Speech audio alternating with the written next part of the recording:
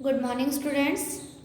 आज मैं आप लोगों को आपका 7th चैप्टर जिसका नाम है नेताजी सुभाष चंद्र बोस वो पढ़ाने जा रही हूँ, रीडिंग कराने जा रही हूँ।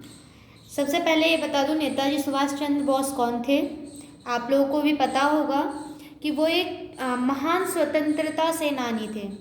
ठीक है, आज़ादी में उनका बहुत बड़ा योगदान था और उन्होंने सरकारी नौकरी को ठोकर मारकर भारत माता की सेवा करना अधिक उचित समझा। तो उन्हीं के ऊपर ये चैप्टर है, उन्हीं के जीवन के ऊपर कि उनका जन्म कब हुआ, वो किस तरीके से अपनी पढ़ाई पूरी की, सब कुछ तो वो मैं आप लोगों को पढ़ाने जा रही हूँ। आप लोग ध्यान से देखेंगे और सुनेंगे। भारत की आज़ादी की लड़ाई के अमर सेनानी नेताजी सुभाष चंद्र बोस थे। ऐसे महान वीर थे जिन्हें देशवासी युग युग तक याद करेंगे। आज़ादी के इस दीवाने ने देश के नौजवानों में नए जीवन का संचार किया और अपने लक्ष्य को पाने के लिए देश से बाहर आज़ाद हिंद फौज का गठन कर शत्रुओं के छक्के छुड़ा दिए। सुभाष चंद्र बोस का जन्म 23 जनवरी सन 1897 को कटक में हुआ। इसको थोड़ा अंडरलाइन करेंगे आप लोग, कटक में हुआ। ठीक है, इनके पिता का नाम जानकी नाथ था जो कटक के प्रसिद्ध वकील थे। इनके पिता का नाम क्या था? जानकी नाथ। सुभाष बचपन से ही तीव्र बुद्धि वाले थे, यानी कि बहुत तेज बुद्धि थी उनकी। सन 1913 में उन्होंने मैट्रिक की परीक्षा पास की। 1913 में उन्होंने मैट्रिक की परीक्षा पास की, जिसको 10th बोलते हैं। इसके बाद कोलकाता विश्वविद्यालय से प्रथम श्रेणी में सम्मान सहित BA की उपाधि प्राप्त की। फिर सुभाष बाबू इंग्लैंड चले गए, वहां ICS की परीक्षा में उत्तीर्ण हुए और सन 1920 में वे अपने देश वापस लौट आए। वे चाहते तो उन्हें अच्छी से अच्छी सरकारी नौकरी मिल सकती थी, परंतु उन्होंने विदेशी शासन का अंग बनकर अपने देश की दास्तां की जंजीरों को कसना उचित ना समझा। इस कारण उन्होंने सरकारी नौकरी नहीं की। महात्मा गांधी के आह्वान पर नवयुवक सुभाष ने देश सेवा का व्रत लिया।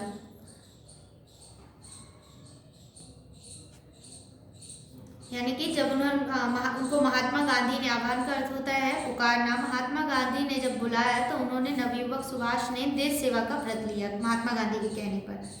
महात्मा गांधी के निर्देश पर सुभाष बाबू देश बंधु चित्तरंजन दास के साथ रहकर देश का कार्य करने लगे। उन्होंने चित्तरंजन दास द्वारा संचालित पत्र अग्रदूत का संपादन करना शुरू किया। कौन सा पत्र?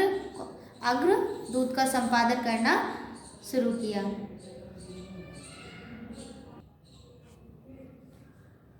साथ ही साथ देशबंधु द्वारा गठित स्वराज पार्टी के काम में भी सहयोग देना प्रारंभ किया। थोड़े ही दिनों में सुभाष बाबू देश भर में लोकप्रिय हो गए। वे नवयुवकों के हृदय सम्राट बन गए। सन 1921 में उन्होंने स्वयंसेवक दल का गठन किया। 1921 में उन्होंने स्वयंसेवक दल का गठन किया। प्रिंस ऑफ वेल्स के भारत आने पर स्थान स्थान पर उनके विरुद्ध प्रदर्शन का आयोजन किया। देश सेवा के फलस्वरूप उन्हें अनेक बार जेल जाना पड़ा। सुभाष बाबू ने भारतीय नेताओं की औपनिवेशिक स्वराज की मांग का खुलकर विरोध किया। उन्होंने कांग्रेस अधिवेशन के समक्ष पूर्ण स्वतंत्रता का प्रस्ताव रखा, जो सर्वसम्मति से पारित हो गया।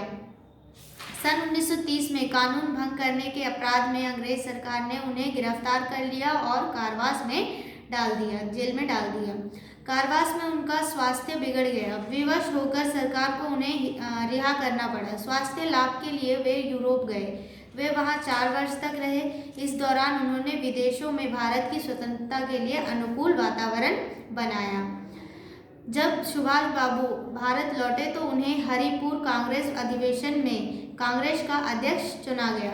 अगले वर्ष उन्होंने त्रिपुरा अधिवेशन का सभापति भी किया गया, परंतु महात्मा गांधी की नीतियों से विरोध के कारण सुभाष बाबू ने कांग्रेस छोड़ दी और फॉरवर्ड ब्लॉक नामक दल की स्थापना की।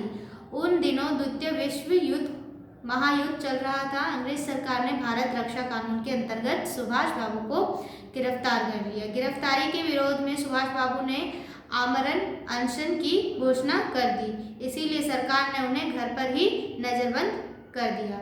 एक दिन सुभाष सरकार की आंखों में धूल झोंककर नजरबंदी से भाग निकले। वे कोलकाता से पेशावर जा पहुंचे। वहां से वे उत्तम चंद्र नामक सहयोगी की सहायता से एक गूंगे मुसलमान के भेष में काबुल होते हुए जर्मनी पहुंचे। वो कोलकाता से निकल के कहाँ पहुंच गए? जर्मनी पहुंच गए। वहां उन्होंने आज़ाद हिंद फौज की स्थापना की। जर्मनी से सुभाष बाबू 2 जुलाई 1943 को सिंगापुर पहुंचे। वहां रास बिहारी बोस के नेतृत्व में पहले ही आज़ाद हिंद फौज की स्थापना हो चुकी थी। अब उसकी कमान भी सुभाष बाबू ने संभाल ली। यही से सुभाष बाबू नेताजी के नाम से प्रसिद्ध हुए। जापान की सहायता से आज़ाद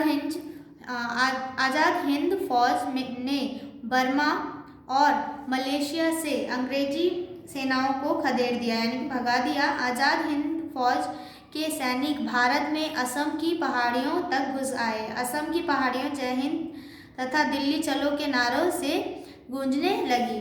दुर्भाग्यवश सन 1945 में विश्व युद्ध का पासा पलट गया। अमेरिका ने जापान के हिरोशिमा और नागासाकी नगरों पर परमाणु बम गिराकर उनको तहस नहस कर दिया। विवश होकर जापान को अमेरिका के सामने घुटने टेकने पड़े।